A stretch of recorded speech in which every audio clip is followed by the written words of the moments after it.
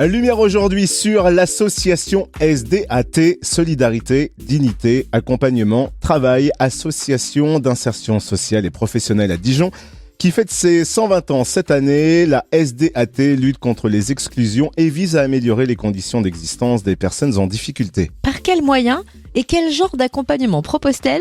Ce sont quelques-unes des questions que nous allons poser à Martine Girard, présidente de l'association SDAT, et Brice Moret, directeur général de la SDAT. Bonjour à vous deux. Bonjour. Bonjour. Alors dans un premier temps, est-ce que vous pouvez nous présenter l'association, la SDAT ? Quelle est sa mission première et quelles sont ses valeurs ? Alors la SDAT est une association de loi 1901 reconnue d'utilité publique depuis 1906. Elle a été fondée en 1903.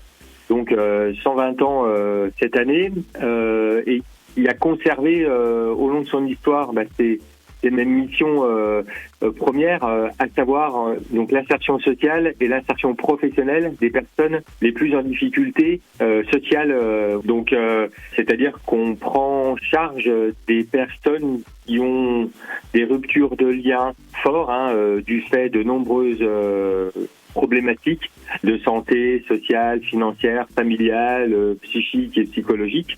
Et donc cette mission, c'est de pouvoir accompagner ces personnes vers une nouvelle autonomie, soit sociale, soit professionnelle, soit les deux. Alors, comment de manière concrète la SDAT œuvre-t-elle en faveur des personnes en difficulté en Côte d'Or ? Alors, elle œuvre tout d'abord en mettant en avant un certain nombre de valeurs qui sont importantes pour nous. Alors, la déclinaison de notre acronyme en décline déjà deux, solidarité et dignité, c'est-à-dire solidarité envers les personnes en difficulté, le respect de la dignité humaine.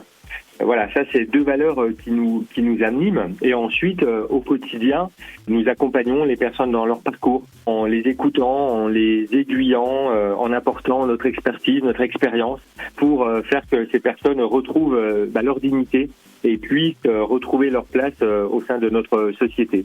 Peut-être quelques chiffres très rapidement. Donc au niveau de l'insertion sociale, on accompagne environ 1200 personnes chaque année. Et au niveau de l'insertion professionnelle, on a 300 personnes qu'on va accompagner vers un retour à l'emploi durable.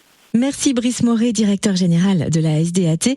Je me tourne à présent vers vous, Martine Girard, présidente de l'association qui fête ses 120 ans d'ailleurs cette année et qui organise une journée institutionnelle ce jeudi 21 septembre à l'Écrin, à Talent, à partir de 8h45. Cette journée, est-ce que c'est une façon de tirer la sonnette d'alarme car la précarité reste encore trop présente en 2023 ?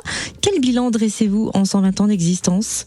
Alors non, c'est pas du tout une sonnette d'alarme, c'est vraiment un moment important pour fêter donc ces 120 ans, pour montrer que notre association, elle a fait tout un travail pendant tout ce temps-là auprès des personnes, tant aussi bien dans l'accompagnement social que dans l'accompagnement professionnel. Bon, c'est une association qui a eu par moments des difficultés, mais qui a toujours été présente et qui a parfait donc son intervention, qui s'est spécialisée et qui a répondu toujours aux politiques publiques et aux demandes des différentes institutions. Alors non, c'est surtout pas une sonnette d'alarme. Certes, la précarité est présente, mais surtout ce sur quoi on doit insister, c'est effectivement toutes les offres d'accompagnement que vous a décrit Brice Moret, qui permet de répondre aux différentes sollicitations. J'insisterai particulièrement sur le fait que pour chaque personne, c'est un accompagnement spécifique, puisque on va vers les personnes et on s'adapte donc aux difficultés que présente la personne, qu'elle soit sociale, professionnelle ou les deux.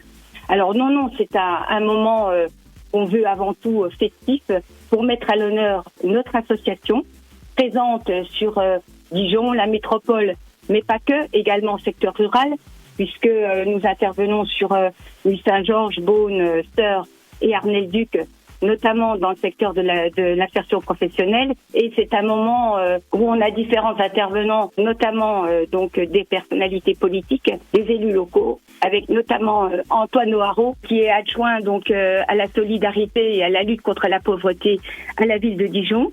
Ensuite, nous aurons l'intervention de Madame Emmanuelle Coin, qui est présidente de la commission des affaires sociales au département. Nous aurons également la présence de Monsieur Benoît Borda, qui est député de la 2e circonscription de Dijon, et l'intervention de monsieur le préfet de région ou de son représentant et j'interviendrai donc au tout début pour présenter et faire un rapide zoom sur l'histoire de la ZAT. L'ensemble de la matinée sera animé par Patrice Bouillot, qui est donc journaliste. Et après, donc, les intervenants politiques, nous aurons une table ronde avec 4 participants qui sont des sachants dans le domaine de l'insertion sociale et professionnelle.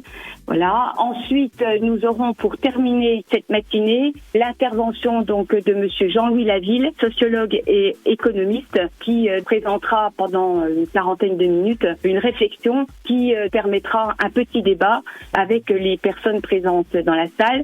Et après toute cette matinée de travail, nous proposons un cocktail déjeunatoire sur un fond musical. Où retrouver toutes les infos pratiques sur l'association SDAT?